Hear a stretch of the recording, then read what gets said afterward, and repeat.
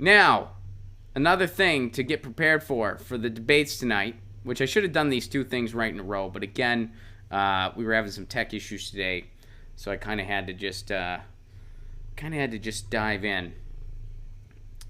But thanks to Matt Taibbi over at Rolling Stone, there is a drinking game for you for the debates tonight and Thursday.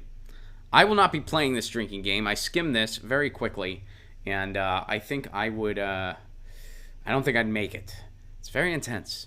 Do this at your own risk. But here is the drinking game for the Democratic debates, should you feel so inclined. The official Democratic debates drinking game. All right, so the first Democratic debates are happening. And here's the game. Debate number 1, that's happening tonight, Wednesday, June 26th at 9 p.m. Eastern Time in Miami. Candidates, again, Mayor Bill de Blasio, Booker, Julian Castro, John Delaney, Tulsi Gabbard, Jay Inslee, Amy Klobuchar, Beto O'Rourke, Tim Ryan, and Senator Elizabeth Warren. I got tired just saying all those dumb names. And then number 2, Michael Bennet, Joe Biden, Mayor Pete Buttigieg, Kristen Gillibrand, Kamala Harris, John Hickenlooper, watching porn with his mom, Bernie Sanders, Eric Swalwell, and Andrew Yang and Marianne Williamson. All right, so here are the rules. Drink a thimble of liquor each time Maddow, Todd, or Swalwell mentions Russia or Putin. Okay, if you literally do that, just that alone, you will be passed out within 10 minutes. You will be passed out drunk within... Well, maybe not, because it's not Maddow's own show, in fairness. If you tried to do that, and we did a joke about that over on the Jimmy Dore show, if you tried to drink every time Rachel Maddow mentions Russia on one of her shows, you will be dead within 20 minutes. It will be incredibly brutal if you try to drink every time Rachel Maddow mentions Russia. Maybe because it's the debates, she'll only be able to do it so much. But I think if you just do that part of the drinking game alone, mentioning, taking a drink every time one of those personalities, Chuck Todd, Rachel Maddow, or Swalwell was the candidate they mentioned, right? Yeah, good luck. That's the candidate. Candidate Swalwell, Maddow, Todd. You drink liquor every time. Okay, getting back to the game here. I am a child of immigrants, meaning drink if Mayor Pete Buttigieg mentions his dad who immigrated to America. If Amy Klobuchar mentions ancestors who arrived with nothing but a suitcase. Sanders mentioned the role of a model father who journeyed across the ocean. If Castro mentions the year 1922, when his grandmother arrived as a 7-year-old orphan.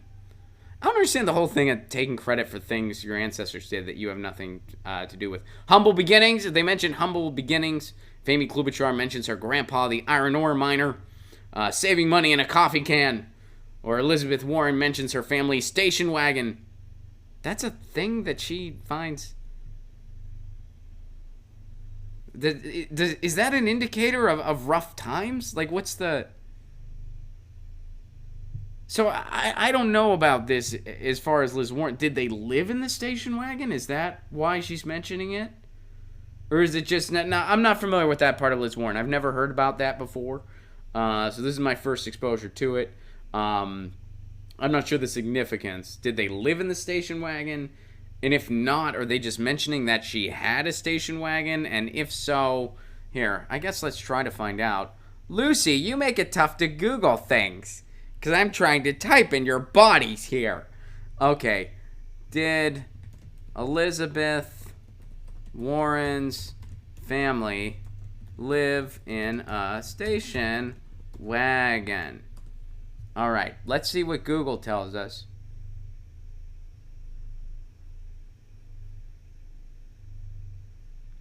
Oh, okay, so they lost their station wagon. Okay, that's the situation. She was born and raised in Oklahoma, and she lost her station wagon. Okay, so they had to get rid of the station wagon because times were rough. Okay, so I guess that's the significance of the station wagon. All right, there we go. Well, now we know, and knowing is half the battle, said G.I. Joe. All right, so let's see here. So that's the other part of the drinking game. Working with my sleeves rolled up as an insert real job here. Drink if Swalwell mentions a paper route or serving burritos. Warren mentions waitressing. Bull to Jidge and Gabbard are in separate debates. So a shot if either of them says as the only veteran on stage. And double shot if Hickenlooper tells the Randy Marsh story. I was a geologist in Colorado, but became a brew pub entrepreneur in an abandoned, forgotten part of Denver with the help of a library book. Or if Andrew Yang unapologetically references going to Exeter and Brown and working at Davis Polk. All right? All right. Number 4. With the support of my beloved family members, if they talk about their family members, take a drink. And my faithful dog or cat, pets are in. Drink if Mayor Pete mentioned dogs, Bundy and Truman. Warren mentions Golden Retriever Bailey. Hickenlooper mentions his rescue mutt. Gillibrand mentions her Golden Doodle Maple. Ryan mentions his 2 dogs. Swallow mentions his black lab. Double shot if they mention dog by proxy. Booker, who has promised to get a dog if elected. Or Ensley, who doesn't have a dog, but who has a son with 2, Pepper and Tilly. I noticed something. Did you notice something too? Lucy, did you notice something? What did you notice, Lucy? Yeah, none of those candidates have cats. Yeah, you noticed that, huh? You know, when I was reading that, I made sure I read through the whole thing because I wanted to see, do any of them have cats? And not one of them had it. How do you feel about that? You know, Lucy, for a long time, as a feminist socialist poet, you've often feel that your views were not represented on the ballot. As a feline, cats, of course, faced religious persecution back in the day. You have never seen any fair treatment from it, any reparations from it, and yet you guys still keep the mice at bay for us. You're very giving creatures. Not one of those candidates mentioned cats. I know. It's not fair. It's not right. I love dogs too. I mean, I love all animals. I don't. I have Lucy here. She's been my companion for a really long time. I'd like to have a dog, but I don't have enough space for it, and I feel like it would stress her out a lot. If we had more space, I would get a dog because then they could be separate easier. But with how little space we have, it would just be too much stress on Lucy, and I don't want that. But not one of those candidates mentioned cats. I know it's wrong, Lucy. It's wrong. I think the only way we can fix this, you need to run. I think Lucy's going to run. I know it's a very crowded field right now, but Lucy is actually going to run via her own party. It's actually a political party started by cats, but it is open to all animals and it's humans. It's open to humans too, and that is the Felines Administering Revolutionary Tactics, or the FART Party for short. So Lucy encourages all of you to join her campaign and to become certified members of the FART Party. So, honestly, look into it. No cats represented on that ballot there. No cats at all mentioned. All right, let's get back to the article. To realize the American dream, as George Carlin said it, they call it the American dream because you have to be asleep to believe in it. But drink if Castro says the American dream shouldn't be just a dream. Klobuchar mentions our shared dream. Swalwell mentions what happened to the American dream. Or if John Hickenlooper mentions a wet dream where he was fantasizing about watching porn with his mom. That guy's a sicko. Anyway, which are under attack. Drink anytime any candidate says democracy, the free press, the American dream, freedom, voting rights, sovereignty, under attack under Donald Trump. Double shot if anyone uses the term existential threat. You will die if you do this drinking game, by the way.